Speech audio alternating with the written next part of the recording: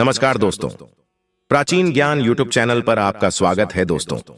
इस वर्ष 2024 में 9 अप्रैल से चैत्र नवरात्रि प्रारंभ हो गई है, जो कि दोस्तों 17 अप्रैल दिन बुधवार को समाप्त होंगे। और दोस्तों, नवरात्रि के पूरे 9 दिन माता रानी पृथ्वी लोक पर आकर के रहती है। इसलिए दोस्तों नवरात्रि को जागरण का पर्व कहते हैं। दोस्तों, नवरात्रि का महापर्व 9 देवी अर्थात 9 कन्याओं को समर्पित है।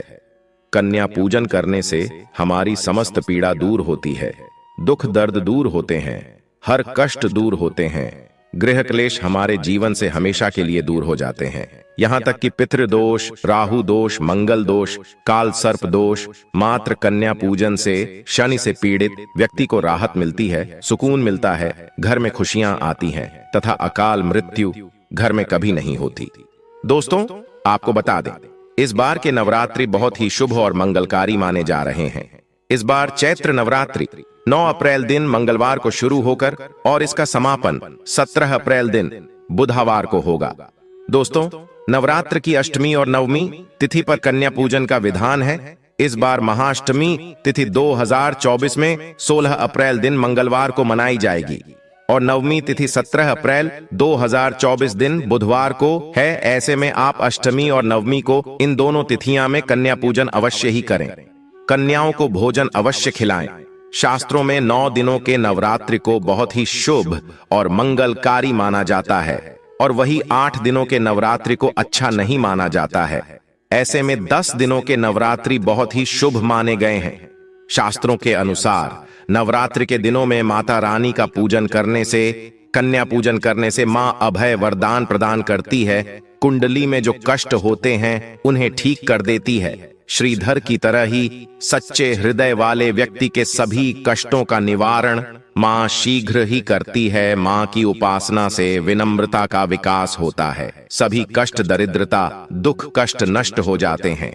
नवरात्रि में माता रानी का व्रत और पूजन किया जाता है, लेकिन नवरात्रि के दौरान सबसे ज्यादा महत्व होता है कन्या पूजन का। दोस्तों, कन्या रानी जो होती है फूल की पंखुड़ियों की तरह नाजुक होती है। कन्या पूजन सर्वोपरि है, श्रेष्ठ है। कन्या के रूप में स्वयं जगदम्बा देवी माता वैष्णो 9 देवियां अर्थात समस्त ब्रह्मांड इनके शरीर के कण कण में वास करते हैं। बहुत कम लोग जानते हैं 33 कोटि देवी देवताओं का वास होता है कन्याओं के मस्तक पर। कन्या चाहे छोटी हो चाहे बड़ी हो, वह सदैव पूजनीय है, मां के समान मानी जाती है। दोस्तों, माना जाता है व्रत और उपासना से माता रानी इतना प्रसन्न नहीं होती है जितना कि कन्या पूजन से होती है। नवरात्रि में छोटी छोटी कन्याओं को माता रानी का स्वरूप माना जाता है। कन्याओं को भोग लगाया जाता है, उन्हें प्रसन्न किया जाता है और बदले में आशीर्वाद मांगा जाता है। कन्याओं को खुश करने के लिए गिफ्ट आदि उपहार वगैरह दिए जाते हैं। माना जाता है अगर कन्याओं को कोई भेंट दी जाए और वह उसे खुशी खुशी स्वीकार कर ले तो इसका मतलब है भक्तों माता रानी अर्थात माता वैष्णो ने वह भेंट स्वीकार कर ली। जिन पर कन्याएं प्रसन्न होती हैं तो समझो उन्हें माता रानी का आशीर्वाद मिल गया और माता रानी की कृपा से उन्हें मुंह मांगा वरदान प्राप्त होता है। कन्या पूजन कोई मामूली पूजन नहीं होता। समस्त ब्रह्मांड में जो पूजा होती है उनसे बढ़कर कन्या पूजन को माना जाता है। 10 बार गंगा स्नान करने से और 100 बार यज्ञ करने से तथा 1000 बार यात्रा करने से जो पुण्य मिलता है वह मात्र 1 बार कन्या पूजन करने से करोड़ों गुना भक्त को मिल जाता है, प्राप्त हो जाता है। दोस्तों, इसीलिए कहा जाता है कि कन्याओं को सताना नहीं चाहिए, इससे समस्त ब्रह्मांड हिल जाता है। कन्याओं की जितनी सेवा की जाए कम ही होती है। कन्याएं कोई मामूली नहीं होती। कन्या के रूप में स्वयं उनके मस्तक पर विराजमान होकर स्वयं देवी चलकर आपके घर तक आती है। नवरात्रि में 2 साल से लेकर 10 साल तक की कन्या का पूजन होना चाहिए।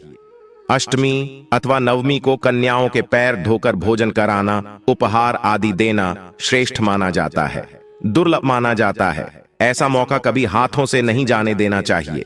इस दिन जितना ज्यादा हो सके कन्याओं को हाथ पकड़कर, पैर पकड़कर अपने घर तक लेकर आए। दोस्तों, वीडियो में आगे बढ़ने से पहले आप अपनी राशि भी कमेंट बॉक्स में जरूर डाल दीजिएगा। यदि हमारे पास कोई उपाय होगा तो वह हम आपके कमेंट का रिप्लाई में बता देंगे। कोई भी राशि के अनुसार अगर उपाय करता है तो माता वैष्णो बड़ी प्रसन्न होती हैं और ऐश्वर्य धन प्रदान करती है, माला माल बना देती है। इसीलिए राशि कमेंट में जरूर छोड़ें और हाँ, माता को एक लायक जरूर करें, लायक करने में कंजूसी न करें। दोस्तों, कैसे करें कन्याओं का स्वागत? कन्या जब आपके घर आए तब सभी के पैरों को दूध और पानी से उनके पैरों को धुलाना चाहिए। खासकर मर्दों को कन्याओं के पर आवश्यक धोने चाहिए, इससे मैया वैष्णो प्रसन्न होती है। दोस्तों, फिर उसके बाद कन्याओं को किसी साफ जगह पर जमीन पर कपड़ा बिछाकर बैठाना चाहिए। उनके माथे पर अक्षत, फूल और कुमकुम लगाना चाहिए। फिर उसके बाद भोजन ग्रहण करवाना चाहिए। लेकिन हमेशा याद रहे, कन्याओं को थाली में 3 पूरियां कभी ना रखें। इसे शुभ नहीं माना जाता है, अशुभ माना जाता है। 3 पूरियां तथा 3 रोटियां मरने वाले व्यक्ति के लिए निकाली जाती है और जेल में कैदियों के लिए दी जाती है। ऐसे में कन्याओं को उनकी थाली में 3 पूरी कभी ना दें। 1-2 करके पूरियां दे सकते हैं। इससे 3 संख्या बट जाती है और दोष भी नहीं लगता। दोस्तों, कन्याओं को खाना खिलाने के बाद अंतिम में कन्याओं के सर पर लाल चुनरी उड़ाना चाहिए और भोजन में आपको खीर, पूड़ी, हलवा, चना तथा आलू की सब्जी, छोले वगैरह की सब्जी खिलानी चाहिए। पनीर आदि भी खिलाया जा सकता है। वैसे माता रानी का प्रिय भोजन खीर, हलवा, पूड़ी और छोले आदि ही है। लेकिन भूल से भी लहसुन और प्याज का इस्तेमाल कभी ना करें, अन्यथा अनर्थ हो जाएगा। अक्सर कई लोग कन्याओं को कुरकुरे का पैकेट, चिप्स वगैरह का पैकेट खिलाते हैं, जो कि घोर अनर्थ माना जाता है, क्योंकि इसमें लहसुन, प्याज का इस्तेमाल होता है, जिसके कारण आपका व्रत खंडन हो सकता है। मां दुर्गा क्रोधित हो सकती है।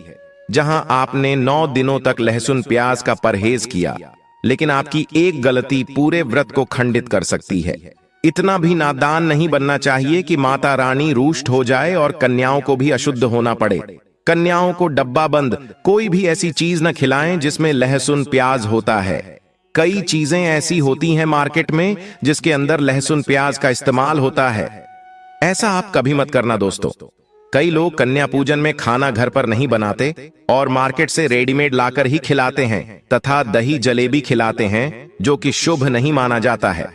दोस्तों, ऐसा खाना खिलाते हैं जिनके घर में मान लीजिए कोई दुर्घटना आदि हो गई है या घर में कोई बीमार है या कोई मुसीबत है, तब वह ऐसा करते हैं।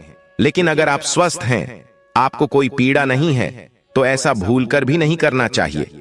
माता रानी दही जलेबी नहीं, आपके हाथों का बना भोजन खाना चाहती है, आपका प्यार चाहती है। फिर चाहे आप घर में एक ही पूरी क्यों ना बनाएं, माता के लिए आप स्वयं ही अपने हाथों से माता रानी को भोजन खिलाएं। देखिए, भले ही आप दही जलेबी खिला सकते हैं, परंतु माता को घर का बना हुआ शुद्ध भोजन ही अति प्रिय है। खासकर नवरात्रों के दौरान घर में पक्का खाना अवश्य बनाना चाहिए। माता रानी बहुत प्रसन्न होती है। घर का बना पक्का खाना ही कन्याओं को खिलाना चाहिए। हमेशा याद रखें, कन्याओं को प्लास्टिक के बने दोने में खाना नहीं खिलाना चाहिए। ऐसे बर्तन पूजा पाठ के लिए शुभ नहीं, अशुभ होते हैं, क्योंकि प्लास्टिक के ज्यादातर बर्तन जो होते हैं जानवरों की हड्डियों द्वारा बनाए जाते हैं। इसीलिए ऐसा पाप मत करना। कन्याओं को हमेशा स्टील के बर्तन या पत्तों से बने बर्तनों में ही भोजन कराना चाहिए, बहुत ही शुभ माना गया है। अगर पेड़ के पत्ते में भोजन कराते हैं तो माता अभय वरदान प्रदान करती है। दोस्तों, एक और बात हम आपको बताने वाले हैं कि यदि नवरात्रों के समाप्त होने के बाद यदि बीच में कन्या पूजन में शुक्रवार का दिन पर किया जाए तो कन्याओं को कोई भी खट्टी चीज नहीं खिलाना चाहिए, क्योंकि शुक्रवार का दिन माता संतोषी को समर्पित होता है और माता संतोषी नवरात्रों के दिनों में सक्रिय अवस्था में होती है, यानी वह भी 9 देवियों के साथ में आपके घर में आती है। इसीलिए कन्याओं को भूलकर भी शुक्रवार का दिन खट्टी चीज घर में नहीं बनाना चाहिए और कन्याओं को भी खट्टी चीज नहीं खिलाना चाहिए। घोर पाप लगेगा, आपका किया कराया सब बर्बाद हो सकता है। खट्टी चीजों से माता संतोषी रुष्ट हो सकती है, आपको श्राप दे सकती है। इसीलिए नादान न बने दोस्तों। भोजन कराने के बाद कन्याओं की थाली में एक लौंग जरूर रखना चाहिए, क्योंकि लौंग देवी शक्ति तथा दुर्गा मां को बहुत प्रिय है। लौंग माता शक्ति का प्रतीक होती है। लौंग में नव दुर्गा का वास होता है। इन 9 दिनों में माता रानी को लौंग का भोग लगाया जाता है, तो खाना खाने के बाद कन्याओं को लौंग अवश्य अर्पित करें। माता रानी को अमृत से बढ़कर लौंग प्रिय है, इसीलिए कन्याओं को थाली में चुपचाप एक लौंग जरूर रख दें। आपका भाग्य चमक जाएगा। माता लक्ष्मी आपके जीवन में धन की कोई भी कमी नहीं होने देंगे। दोस्तों, आपको बता दें, कन्याओं को उपहार में क्या दें। कन्याओं को खुश करने के लिए उनकी थाली में दक्षिणा डालें, ताकि आपके घर में संपन्नता बनी रहे तथा धन की कोई भी कमी ना हो। कन्या जब आपके घर से खुशी खुशी धन लेकर जाती है, तो वह भी आपको खुशी खुशी कई गुना आपको धन प्रदान करती है। इस समय कंजूसी मत करना, खुशी खुशी कन्याओं को धन अवश्य देना। कन्याओं को कोई सुंदर गिफ्ट दे सकते हैं। शास्त्रों में बताया जाता है कि कन्या जितना खुश होती है, माता रानी उतना ही जल्द फल की प्राप्ति प्रदान करती है। ऐसे में आप कन्याओं को चॉकलेट बॉक्स दे सकते हैं तथा खूबसूरत कपड़े दे सकते हैं। याद रहे, काले कपड़े ना दें और स्टील के बर्तन भी गिफ्ट के तौर पर दे सकते हैं। याद रहे कि कन्याओं को लोहे का कोई भी सामान नहीं देना, नहीं तो राहु केतु का प्रभाव आपके जीवन में प्रवेश कर जाएगा। राहु काल तथा राहु दोष आपको लग जाएगा, आप बर्बाद भी हो सकते हैं। दोस्तों, जब कन्या अपने घर के लिए प्रस्थान करें तो उनके चरण जरूर छू लें और अपने मन में अपनी प्रार्थना को पूरा करें। सच्चे दिल से मांगी मुराद माता रानी अवश्य ही पूरी करती है। सच्चे दिल का मतलब होता है मन में कोई भी लालच ना हो, और अगर वह लालच माता को पाने के लिए बन जाए तो उसे बोलते हैं सच्ची श्रद्धा और सच्ची भक्ति। ऐसी भक्ति के आगे स्वयं 33 कोटि देवी देवता आपको नमस्कार करते हैं। दोस्तों, यदि आप भी नवरात्रि का व्रत करते हो तो आपको यह भी जानना जरूरी है कि नवरात्रि क्यों मनाते हैं। दोस्तों, चैत्र नवरात्रि मनाने के पीछे एक पौराणिक कहानी है कि मां दुर्गा ने महिषासुर नामक राक्षस का वध किया था, और ऐसा माना जाता है कि वहां महिषासुर नाम का एक राक्षस था। उसे भगवान ब्रह्मा ने अमरता का वरदान दिया था, और इस आशीर्वाद के कारण महिषासुर पृथ्वी से लेकर स्वर्ग तक सभी को परेशान करने लगा। ऐसे में सभी देवी देवता उसके अत्याचारों से चिंतित होकर ब्रह्मा, विष्णु और महेश के पास जाते हैं। तब दोस्तों, तीनों देवताओं ने आदिशक्ति का आह्वान किया। तब दोस्तों, भगवान शिव, विष्णु और अन्य देवताओं के क्रोध के कारण उनके मुख से एक ज्योति प्रकट हुई, और वह ज्योति एक स्त्री में बदल गई। इस तरह मां आदिशक्ति प्रकट हुई। इसके बाद अन्य देवताओं ने उन्हें अस्त्र शस्त्र प्रदान किए। तब मां दुर्गा ने महिषासुर को चुनौती दी, और 9 दिनों तक युद्ध चलने के बाद 10वें दिन मां ने महिषासुर का वध कर दिया। ऐसा माना जाता है कि इन 9 दिनों के दौरान देवी मां ने 9 रूप धारण किए और राक्षसों का वध किया। इसी कारण से इसे 9 दिनों तक नवरात्रि के रूप में मनाया जाता है। और आपको बता दें कि शास्त्रों में चैत्र नवरात्रि का विशेष महत्व माना गया है। दोस्तों, ऐसा माना जाता है कि 9 दिनों तक चलने वाले चैत्र नवरात्रि के दौरान व्यक्ति मानसिक और शारीरिक रूप से मजबूत होता है। मनुष्य की आध्यात्मिक शक्ति बढ़ती जाती है। इस प्रकार लोग इच्छा, क्रोध, अहंकार, ईर्ष्या, लोभ आदि से मुक्त हो जाते हैं, और उनका मन और शरीर शुद्ध हो जाता है, और उनकी बुद्धि स्वाभाविक रूप से काम करने लगती है। इस समय माता की शक्तियां जागृत रूप में होती है। इस समय किया गया दान पुण्य उपाय तुरंत अपना असर दिखाते हैं। दोस्तों, अगर आप वाकई में मां वैष्णो की कृपा पाना चाहते हैं तो कमेंट बॉक्स में लिखें, जय माता दी, माता रानी आपकी झोली खुशियों से भर दे। धन्यवाद।